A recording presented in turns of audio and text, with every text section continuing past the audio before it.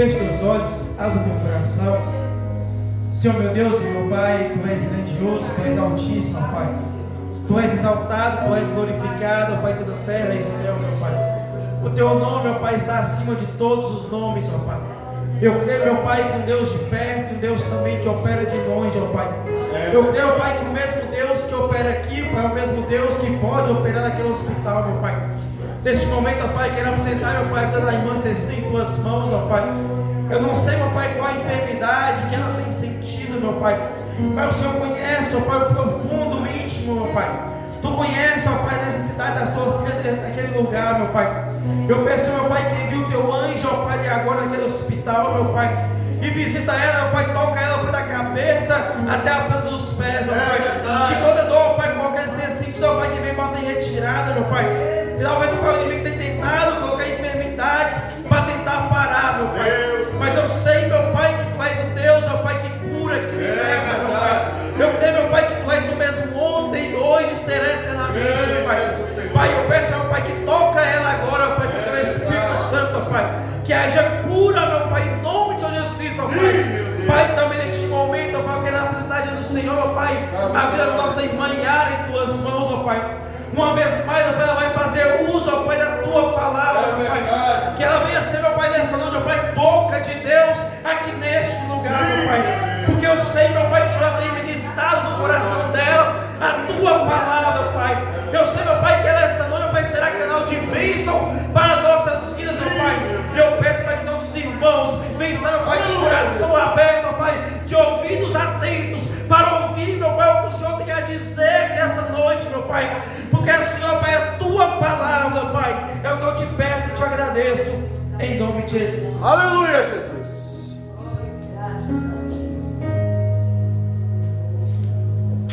Grande Deus. Tu és poderoso.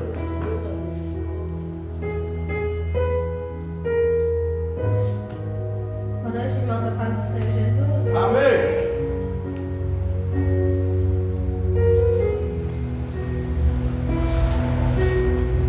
Deus, aleluia, Jesus. Deus Todo-Poderoso. Deus é bom, amém, irmãos? Amém, Jesus. Graças a Deus. Que bom que você está aqui nessa noite para ouvir a palavra do Senhor, para adorar o Senhor. Não que eu estou aqui, mas porque o Espírito Santo de Deus está sempre aqui, esperando por nós. Ele sempre está. E eu tenho certeza que Ele fica feliz quando Ele vê você chegando. É verdade. Ele vê você sentado aí nesse banco. Ele vê você fazendo uso dos dons e talentos que Ele mesmo te deu. Louvado seja Deus. Ele vê você pronto para oferecer, para trazer algo para Ele. E nós estamos alegres na presença do Senhor nessa noite, porque Ele é bom, Ele é maravilhoso. Nós vamos ler nessa noite o livro de Oséias, capítulo 4, do verso 1 Aleluia, Jesus. ao verso 14. É um pouco grande, mas nós vamos ter que ler esse texto até esses tantos de versículos. Aleluia, Jesus. Mas a palavra do Senhor é boa, perfeita e agradável. Em Oséias, capítulo 4. Oséias está depois de Daniel, irmãos, Ezequiel, para facilitar aí para os irmãos. Aleluia. Eu já vou lendo para a gente não perder tempo. Grande Deus. Oséias capítulo 4, verso 1 diz assim: Israelitas, ouçam a palavra do Senhor, porque o Senhor tem uma acusação contra vocês que vivem nesta terra. A fidelidade e o amor desapareceram desta terra, como também o conhecimento de Deus. Só se vê maldição, mentira e assassinatos, roubo e mais roubo, adultério e mais adultério ultrapassam todos os limites, e o derramamento de sangue é constante. Por isso a terra pranteia e todos os seus habitantes desfalecem. Os animais do campo, as aves do céu e os peixes do mar estão morrendo. Mas que ninguém discuta, que ninguém faça acusação, pois sou eu quem acuso os sacerdotes. Vocês tropeçam dia e noite, e os profetas tropeçam com vocês.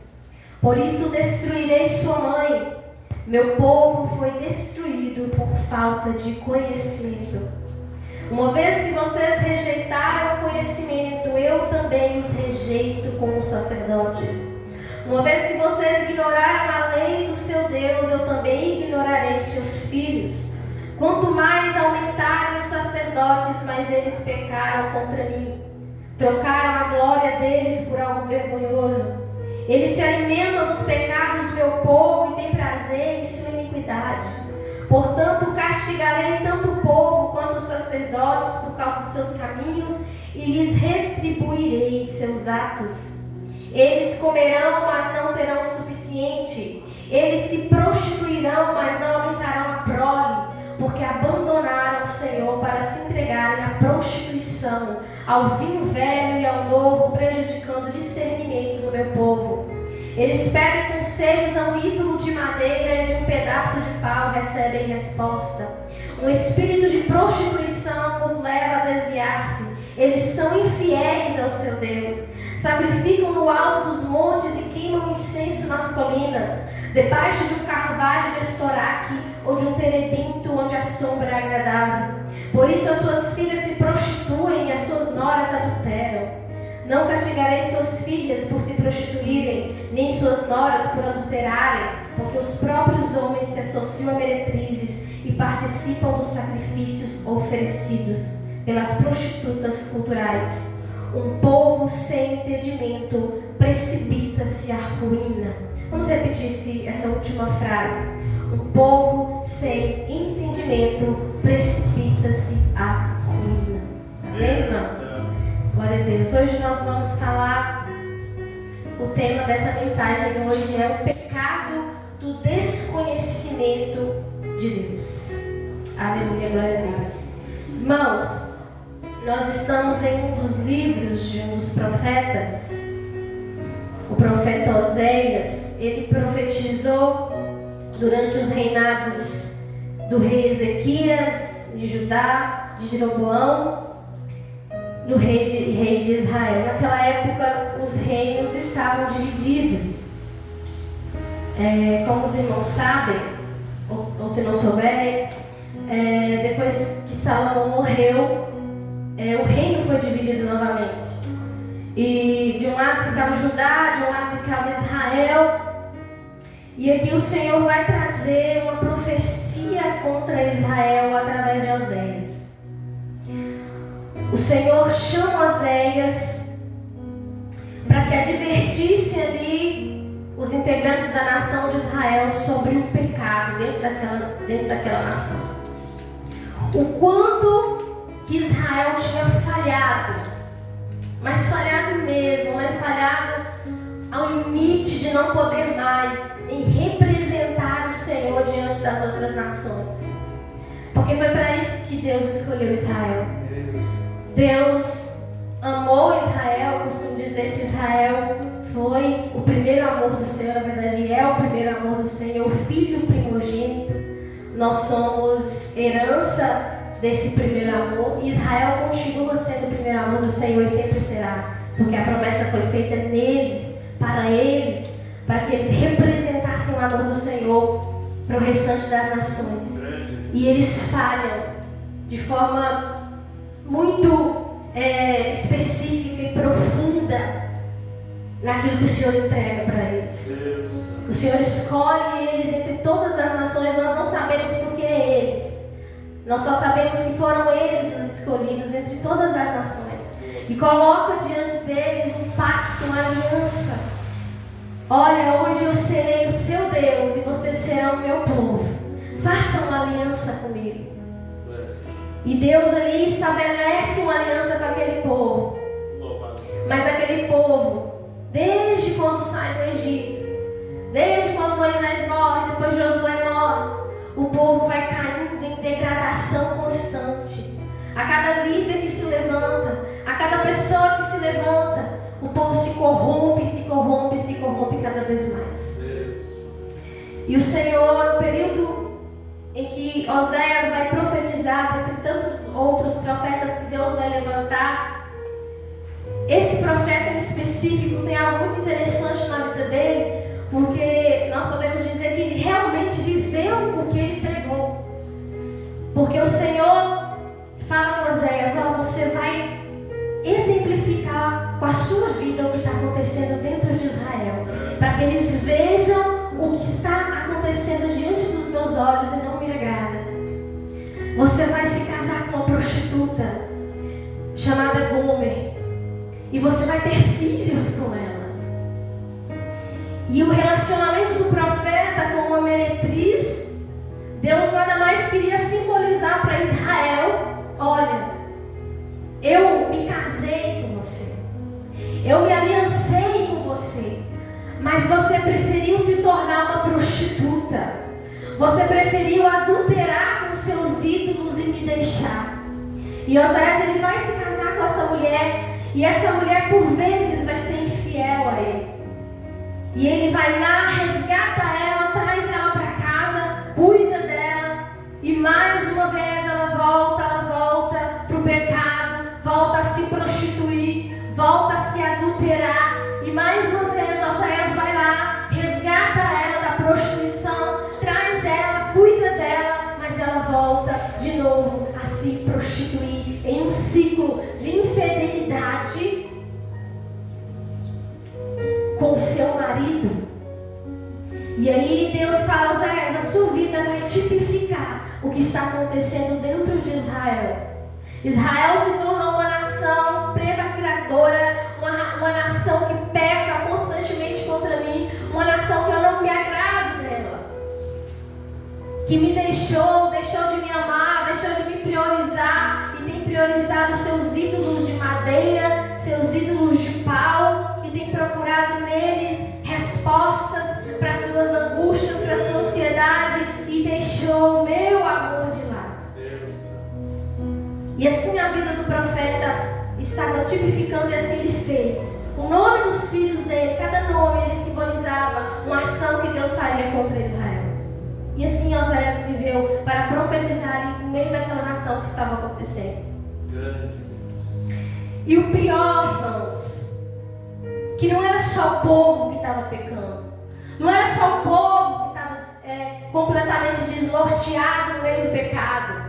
Os próprios sacerdotes, os próprios líderes, pessoas que deveriam guiar o povo na sabedoria de Deus, pessoas que deveriam ensinar o povo a amar o Senhor, homens que exerciam um sacerdócio chamado levítico, eles próprios se prostituíam e incentivavam o povo a fazer a mesma coisa. O sacerdócio para eles nada mais era do que uma fonte de lucro, em que eles ali recebiam aquelas pessoas ali com as suas ofertas, tiravam a parte que lhes cabia e viviam dessa forma. Onde estava a aliança com o Senhor? Onde estavam líderes, pessoas responsáveis por direcionar o povo? Nós sabemos que a liderança tem um papel de suma importância na vida espiritual de uma igreja, de pessoas que eles influenciam. Prova disso que quando um líder cai, quase todos que estão atrás caem também. Porque às vezes as pessoas, não porque está errado, sabe? Nós temos que sim nos influenciar nos nossos líderes.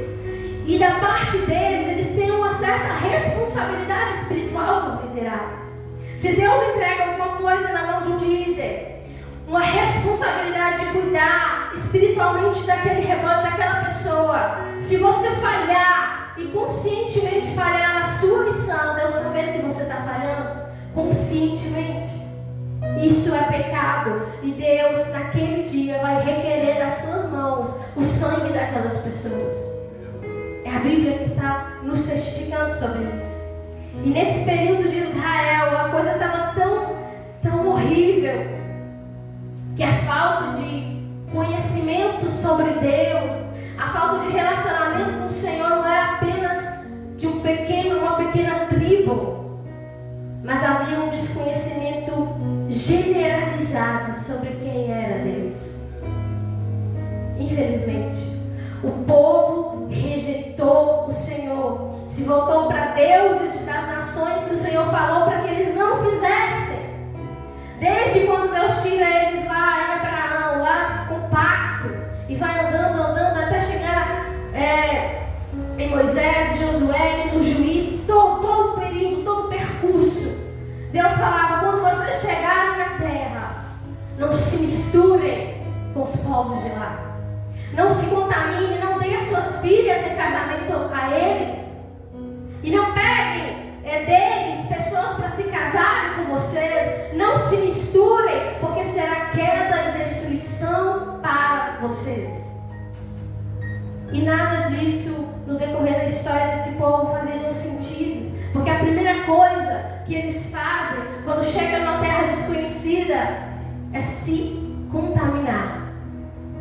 É esquecer do Deus único e passar a pegar todos aqueles deuses, todos aqueles rituais, aquelas liturgias de deuses estranhos e trazer para dentro da casa deles, trazer para dentro da tenda deles, trazer para dentro da vida deles. E já não existia mais um único amor. Existiam vários outros amores. Existia um adultério religioso, um adultério espiritual. Mesmo Deus sendo durante todo o percurso daquele povo um Deus amoroso, misericordioso e que sempre trazia convites de arrependimento a cada líder que se levantava para ajudá-los e para salvá-los. E por causa da infidelidade de Israel, o texto vai dizer que até a terra, até a natureza, o lugar onde eles estavam, Deus estava castigando por causa deles. Nada do que eles plantavam prosperava. Nada do que eles faziam ia para frente. Por conta do tamanho do pecado, tinha contaminado até mesmo a terra. E Deus disse: vocês vão plantar, mas vocês não vão colher. Vocês podem até se prostituir, mas não terão herança, não terão prole. Deus derrama uma maldição sobre Israel por causa do pecado. E às vezes a gente trata o nosso pecado, trata o pecado como uma coisa simples aos olhos do Senhor, como se fosse normal. Todo mundo peca, nós somos pecadores, nós temos a herança pecaminosa, mas nós não paramos para pensar nas consequências do pecado, porque elas existem e elas vêm. Por mais que Deus nos perdoe pelas nossas falhas, e é lógico que Ele é misericordioso, mas as consequências elas acontecem independente do perdão. Olha Davi com Betseba. O pecado de Davi com Betseba atravessou as gerações dele, foi para os filhos, e Deus havia perdoado, porque houve um arrependimento genuíno. Mas as nossas ações, elas têm consequências. E as ações daquele povo não só atingiam a vida deles em si, como a própria terra em que eles tiravam o próprio alimento. O pecado havia contaminado tudo, e Deus traz calamidades para o povo. E o povo estava sendo destruído. Havia uma junção de uma corrupção, que ela era política, ela era social, ela era religiosa, ela era pessoal. E já tinha chegado no limite. A Bíblia diz, já tinha chegado no limite. Nós lemos nessa noite o pecado daquele povo. Oséias 4, do 1 ao 3. Só se vê maldição, mentira e assassinatos, roubo e mais roubo, adultério e mais adultério, ultrapassam todos os limites. Para o Senhor já estava no limite, nas tampas daquele povo. Vocês são imorais, vocês são maldosos, vocês são mentirosos, impiedosos, assassinos. O pecado já havia contaminado a mente, o coração, a terra, tudo. Os líderes haviam se corrompido. Mas aí nós vamos chegar ao ponto central nessa noite da nossa reflexão. Qual era o fundamento daquele pecado? Por que aquele povo chegou a um nível tão grande daquela miséria? Por que a nação de Israel chega numa situação tão miserável, tão deplorável espiritualmente? Por falta de conhecimento de Deus. Oséias 4, verso 6. Meu povo foi destruído por falta de conhecimento. Que conhecimento era esse que o povo não tinha sobre Deus? Nesse texto que nós acabamos de ler, a palavra conhecimento, ela traduz o termo em hebraico que quer dizer relacionamento íntimo entre marido e mulher. Conhecimento. O que significa, no contexto em que nós estamos lendo nessa noite, que o conhecer a Deus está para muito além de processamento de ideias. Conhecer a Deus, se relacionar com o Senhor, está para muito além de eu ter informações sobre quem é Deus. Sobre quem é Ele. Isso não é suficiente. Deus está o tempo todo, Ele pede o profeta para trazer, tipificar na própria vida dele o relacionamento com Israel. E nós vamos ver nas Escrituras que o Senhor está o tempo todo simbolizando o relacionamento dele com a igreja, com Israel, como se fosse um homem, uma mulher, um marido e a noiva. Relacionamento. Conhecimento verdadeiro do Senhor. O povo não tinha. O povo não se relacionava com Deus porque eles não queriam saber de Deus. Eles desprezaram a revelação especial sobre Deus.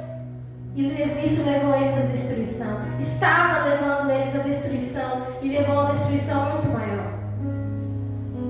Às vezes, irmãos, nós pensamos que por sermos povo de Deus, igual Israel era e é ainda até os dias de hoje, porque Deus nos nomeia como povo dele, como sacerdócio santo, sacerdócio real. Às vezes a gente acha, pode cair na ilusão de porque nós somos o povo de Deus que nós estamos em total segurança, totalmente protegidos. De certa forma sim, o Senhor nos protege. Mas veja bem, a falta de relacionamento com Deus íntimo, e aqui não é só conhecer sobre Deus, intimidade, a falta disso pode nos colocar em situações muito perigosas na nossa vida espiritual, mas muito perigosas. Porque, pensemos no seguinte, por que os pais, eles estão o tempo todo ensinando os filhos? O tempo todo. Até quando você é adulto, né? Meu filho, não faz isso. Meu filho, o caminho não é esse. Meu filho, você tem que ser assim, você tem que ser assado. Para que os filhos, eles não se destruam a si mesmos. E eles não estraguem a vida deles. Então os pais, na posição de pais, eles estão o tempo todo instruindo os filhos no caminho que devem andar. E em Oséias 4:6 nós vemos o Senhor dizendo: meu povo, meu filho Israel, foi destruído porque não me conhece. Foi destruído, nas minhas palavras, tá irmão? Não está escrito isso assim. Foi destruído porque não teve relacionamento comigo, por me desprezar. Foi destruído por não me conhecer. E aí eles vão ser exilados por falta de conhecimento. E a gente sabe bem nessa história, nós que somos cristãos, lê a Bíblia, o exílio, o exílio. O povo foi exilado da Babilônia, não sei quantos anos. A Síria veio também, levou eles ao exílio, consequência do pecado. Mas estava refletindo, né, enquanto estava preparando essa mensagem. Você já pensou o que é o exílio? Porque o exílio foi uma consequência do fato deles não conhecerem a Deus. E veio destruição sobre eles. Eles foram exilados, viveram muitos anos sendo escravizados em outras nações. Mas você já parou para pensar o que é exílio, irmãos? Exílio é uma escravidão nas formas mais cruéis que um ser humano pode passar. Um ser humano pode sofrer fisicamente, emocionalmente, de todos os jeitos possíveis. Assassinato, estupro, as mulheres eram estupradas, homens e mulheres mortos, roubo, um sofrimento que nós aqui, na nossa concepção, na nossa realidade, nós não conseguimos imaginar o que aquele povo passou. Olha como é perigoso, como é terrível a falta de relacionamento com Deus. Até que ponto a falta de conhecimento sobre Deus pode levar o ser humano. Ah, Deus foi ruim porque eles passaram tudo isso. Deus não estava vendo as mulheres sendo estupradas, homens sendo assassinados, crianças, que era tudo criança, tudo misturado. Deus não estava vendo? Lógico que Deus estava vendo, irmãos. Mas o povo estava colhendo a certa medida daquilo que eles plantaram. Eles me desprezaram. Eles não quiseram meu amor. Eu dei meu amor. Eu dei tudo. O Senhor deu tudo. O Senhor ofereceu tudo. E eles não me quiseram. Não quiseram me conhecer. E por causa disso, eu os rejeitei. E o seu pecado, o seu desconhecimento sobre a pessoa de Deus os leva à destruição. E o que a palavra do Senhor está nos dizendo nessa noite, olha, a sua falta de conhecimento sobre o seu Deus que você diz que serve, pode te levar a lugares terríveis. Pode causar consequências nefastas na sua vida, que você nem pode imaginar. Ah, mas é normal a gente, né? Nem sempre a gente está numa balança assim, equilibrada, na vida espiritual e tal. Não é normal, irmãos. Nós precisamos conhecer, relacionar com Deus que nos salvou, com Deus que nos tornou filhos. Romanos capítulo 10, verso 3. Pois, desconhecendo a justiça de Deus e procurando estabelecer a sua própria, não se sujeitaram a que vem de Deus. Israel preferiu negar a justiça do Senhor, o conhecimento do Senhor, e seguir os seus próprios caminhos, a sua própria sabedoria, e rejeitaram a Deus. Rejeitaram a obra da pessoa salvadora de Deus. E por causa disso eles se perderam. Foram destruídos. E vivem consequências até hoje no mundo, no nosso século XXI. Por rejeitarem o Senhor. Por abandonarem o Senhor. E aqui, falta de conhecimento, nós vamos clarear bem esse termo. Falta de conhecimento de Deus é ignorância mesmo. Já ouviu falar? A pessoa é ignorante, né? Soa até como um xingamento, né? Ó, fulano, você é ignorante. Uma pessoa ignorante é porque não tem conhecimento. Falta-lhe conhecimento sobre algo, sobre alguma coisa. E aqui nas escrituras, literalmente, falta de conhecimento são pessoas ignorantes que ignoram seu relacionamento pessoal com Deus. 2 Coríntios 2:11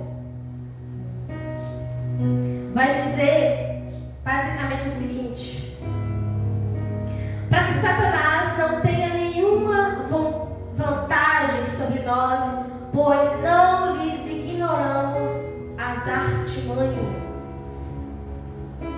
Meu querido, meu irmão, nessa noite, você que está aqui, a falta de conhecimento de Deus, a falta de relacionamento, da sua ignorância espiritual, pode te tornar a sua vida uma pessoa completamente vulnerável a Satanás, as artimanhas de Satanás.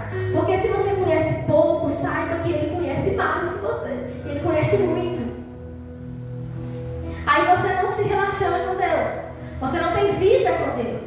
Você não conhece o Deus que você serve, ao passo que Satanás conhece até mais do que você. Complicado, né? Isso. E aí a nossa ignorância dá margens e caminhos para as artimanhas do nosso adversário, que está doido, bem assim, com vontade mesmo de achar qualquer brechinha, qualquer coisinha para entrar na sua vida. E a falta de conhecimento do Senhor, a falta de relacionamento com o Pai, nossa, é um prato cheio para ele.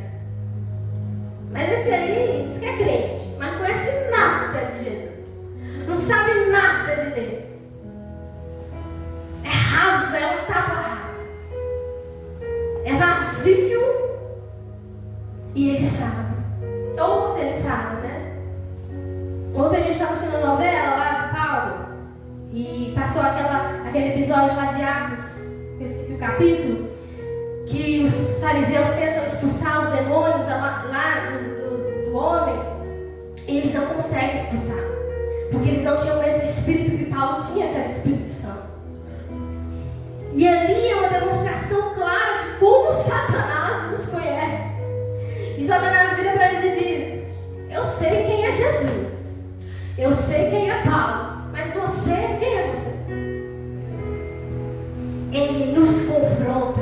E se você não tem conteúdo, se nós não temos conteúdo espiritual, se nós não temos vida com Deus, meu querido, ele se torna bem mais forte que nós no mundo espiritual. E ele é forte.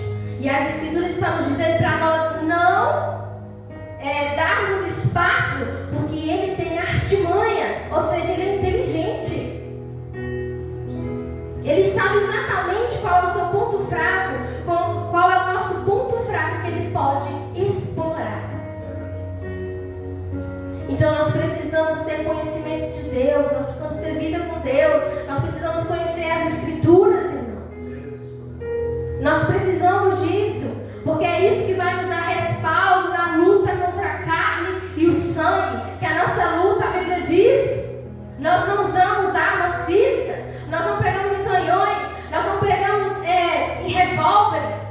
A nossa arma ela é espiritual. Nós vivemos uma luta espiritual todos os dias, desde quando você levanta até quando você vai dormir. E nós precisamos conhecer a Deus. Quantos de nós, somos enganados todos os dias? Às vezes pode chegar alguém aqui no templo, ou qualquer lugar que você esteja, não sei, com uma aparência, de uma pessoa piedosa, aparência de uma pessoa zelosa pela obra de Deus. Aí você, vai batendo o olho naquela pessoa, nossa, pessoa aparentemente culta. Aí você fala, nossa, essa pessoa é de Deus, essa pessoa tem Deus. E às vezes essa pessoa não é de Deus. E às vezes essa pessoa não tem Deus. Mas você, que é raso, não consegue discernir o Espírito. E aí quando nós não conseguimos discernir a verdade, nós somos enganados, engodados, como diz a Bíblia. Somos levados por vãs doutrinas, falsas doutrinas e até doutrinas de demônios. Você já viu pessoas que hoje elas estão crendo no Evangelho, estão dizendo com todas as letras que creem no Evangelho, mas daqui a pouco surge qualquer uma doutrina diferente, essa pessoa já está se enveredando para outro lado. Doutrinas de demônios, pessoas que são facilmente enganadas, porque não tem conteúdo, não tem conhecimento, não tem relacionamento, não se relaciona com o Senhor, portanto não conhece o Deus que serve e é vulnerável, completamente vulnerável. A única maneira que nós temos de descobrir a verdade é sabendo o que a palavra de Deus diz, é vivendo cotidianamente com o Senhor, todos os dias com o Senhor. E existem algumas consequências muito graves para a falta de conhecimento de Deus, e nós vamos falar delas agora. A ignorância, lembre-se disso, falta de conhecimento de Deus e ignorância. Vocês não têm o hábito de anotar, mas era bom a gente ter o hábito de anotar, viu? Enquanto tem pregações a gente aprende mais. Eu faço muito isso. Falta de conhecimento de Deus é igual a ignorância. A ignorância, irmãos, pode nos levar a um estilo de vida que ele não é bíblico e que gera mau testemunho. Olha como que isso é perigoso.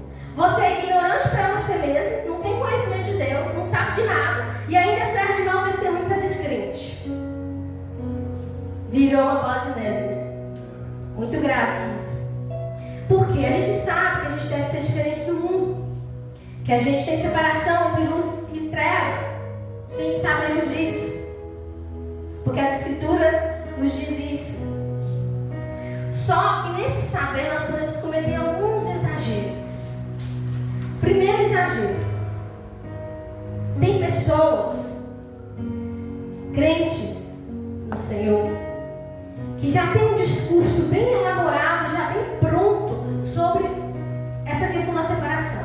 Não, a gente tem que ser separado do mundo. A gente é luz, né? Tem que ficar longe das trevas. E aí já monta ali o seu discurso sobre isso. Aí sabe o que essas pessoas fazem? Elas saem por aí com suas próprias opiniões do que é ser diferente do mundo. Sem conhecimento bíblico, sem base bíblica, sem nada. E aí isso vai resultar em dois extremos. O primeiro, ou essa pessoa ela acaba se conformando com o mundo, ou ela se torna um fanático religioso. Primeiro, quando ela se conforma com o mundo, isso significa, evidentemente, não conhece a Deus. Aliás, não sabe o que Deus disse, não sabe o que desagrada a Deus, não conhece os mandamentos e não conhece a natureza de Deus. Olha como nós que somos filhos do Senhor, nós devemos nos aprofundar no conhecimento do Senhor. Eu preciso conhecer os mandamentos do Senhor. Eu preciso conhecer qual a natureza de Deus, aquilo que Ele não gosta, que o desagrada. E uma pessoa no extremo sem conteúdo, ela sai por aí e aí ela monta a sua própria verdade das coisas, sem nenhum respaldo do Senhor e sem nenhum respaldo bíblico. E aí, o perigo, eles formam o seu próprio cristianismo. Perigoso isso, né? Formam a sua própria religião, seu próprio cristianismo, baseados numa mente completamente carnal, e isso gera mau testemunho. O segundo extremo é o fanatismo. Se tem de um lado pessoas que formam suas próprias opiniões e formam mentiras a respeito do Evangelho de Cristo, existe outro extremo de pessoas que são tão focadas na questão da separação com o mundo que se torna um fanático dentro da igreja. Um fanático religioso.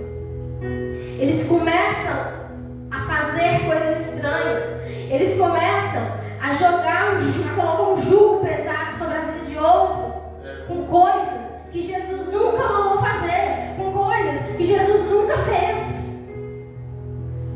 O perigo da religiosidade, do fanatismo, e isso também gera mau testemunho. A pessoa que ela é fanática, ela prejudica a igreja e o mundo que é incrédulo, porque coloca fardos nas costas das pessoas que elas não podem suportar, criando regras que Jesus nunca fez. Então o fanático, nós não podemos ser fanáticos religiosos. O fanático religioso, ele não é um perigo só para a igreja, mas é um perigo para quem não conhece Jesus. Porque é aí que a pessoa não vai conhecer Jesus mesmo de verdade. Porque a pessoa que ela é fanática, ela vai falar coisas em exagero, ela vai jogar um fardo nas costas das pessoas que não conhecem o Senhor de maneira que Jesus jamais faria. Isso é muito perigoso. Muito. As pessoas, irmãos, precisam não tropeçar no cristianismo. Elas precisam tropeçar no Evangelho. Entendeu a diferença? Não é no cristianismo, é no Evangelho de Cristo que salva. É Cristo Jesus ressuscitado. Glória a Deus. E a nossa obrigação, enquanto pessoas, servos e servas do Senhor, que têm conhecimento de Deus, a partir do pressuposto que tem conhecimento de Deus, que tem vida com Deus, é falar disso, Jesus Cristo ressuscitado. As pessoas devem ter um encontro com o Evangelho através da minha vida e da sua. Mas para isso, nós precisamos ser instrumento nas mãos do Senhor que realmente saibam o que está falando e vivem o que está falando. E para finalizar, eu quero deixar para nossa reflexão também a partir desse texto de Oséias, que com frequência, irmãos, nós vemos a ignorância como uma incapacidade. Né? Às vezes a gente fala, poxa, o irmão ali é ignorante e tal. E coloca essa pessoa como vítima. Ele não tem muito conhecimento e tudo mais. E aí a gente coloca a ignorância e a falta de conhecimento como vitimização, não como pecado. E ignorância não é vitimização, é pecado. Falta de conhecimento de Deus é pecado. E você vai sair daqui nessa noite sabendo disso. Ignorância espiritual é pecado. Não tem meio termo. As escrituras aqui diz. Então, nós não vamos colocar ninguém aqui, inclusive eu, numa condição de vítima. Ninguém aqui é vítima. Eu não sei muito e tal, né? Eu tenho essa dificuldade. Irmãos, tem uma coisa. Todos nós nascemos no cristianismo como bebês, imaturos. Ninguém sabe nada.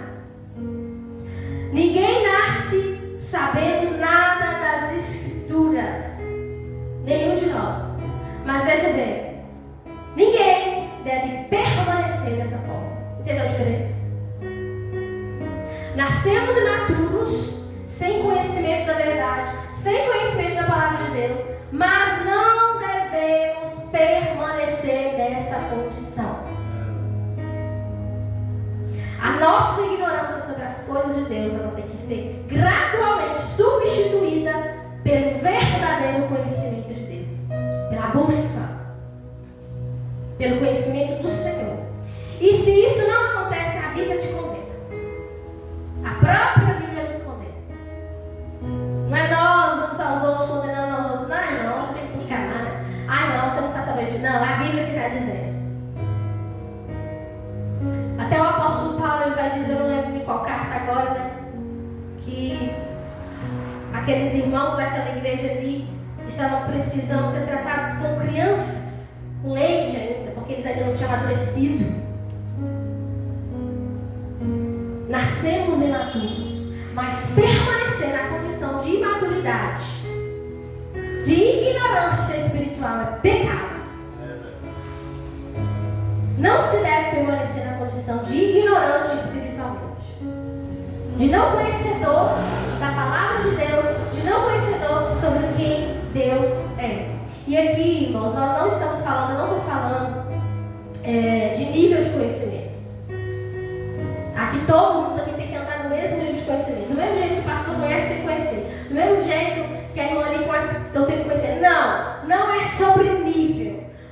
Nós estamos falando o seguinte: todos nós temos a faculdade mental, a capacidade, todo mundo tem a capacidade de entender a vontade de Deus.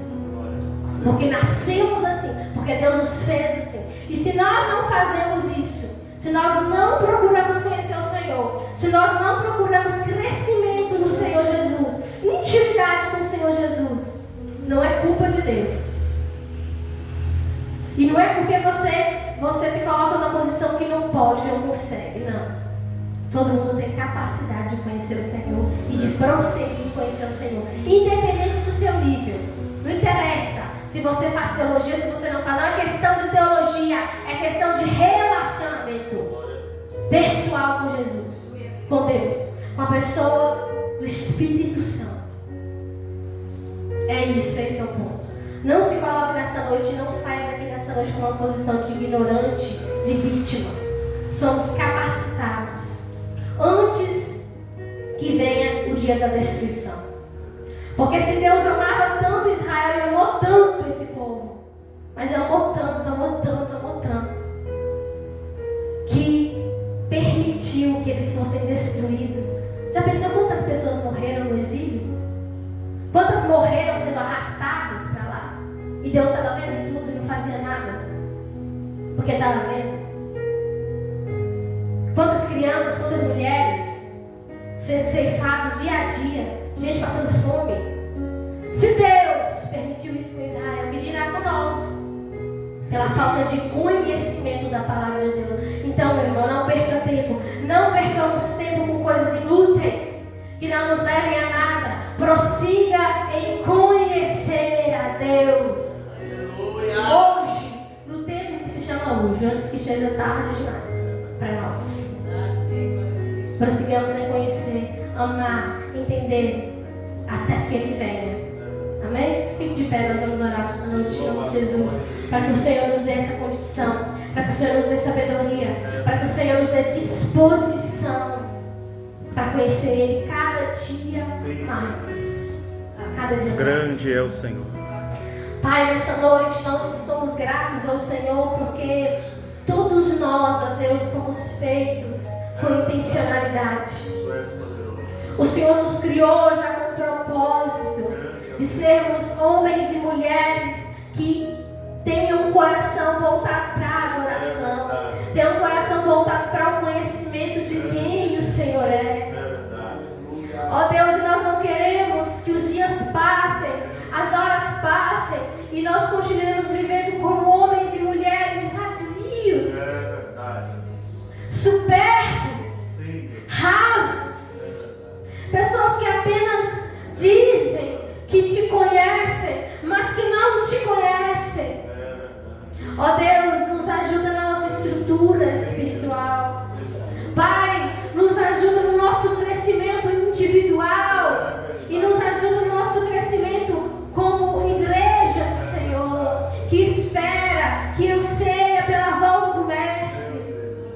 Mas nós queremos estar, meu Deus amado, cheios da Sua presença para quando o Senhor chegar, nós vamos entender que o Senhor está chegando, que o Senhor está vindo, Jesus. Ó, meu Deus, nós apresentamos a igreja do Senhor nesse tempo, neste século, nas mãos do Senhor. Meu Deus, a Tua palavra diz que muitos perecem por falta de conhecimento. Israel pereceu por falta de conhecimento. Nós não queremos morrer na ignorância. Nós não queremos morrer, meu Deus, espiritualmente. Nós queremos estar vivos, vivificados, restituídos, restaurados pela presença do Teu Espírito em nós. E eu oro nessa noite por cada pessoa que está aqui nessa noite, que ouviu essa palavra, que tinha que estar aqui de alguma forma para ouvir essa palavra que é do Senhor para nós nessa noite. Pai, nós queremos crescer, nós queremos desenvolver espiritualmente, para que a Tua glória resplandeça, para que o mundo Te conheça, meu Deus, através de nós, assim como muitas pessoas conheceram o Senhor através da vida de Paulo, que não só dizia que conhecia, mas que conhecia Jesus Cristo de Nazaré. Nós Te adoramos nessa noite por esse presente que nós temos no tempo de hoje, que são as Escrituras, que é a Tua palavra que nos dá condições de Te conhecer. Obrigada, Jesus, por tudo que o Senhor faz, por tudo que o Senhor tem feito e ainda por tudo que o Senhor fará em nós. Em nome de Jesus.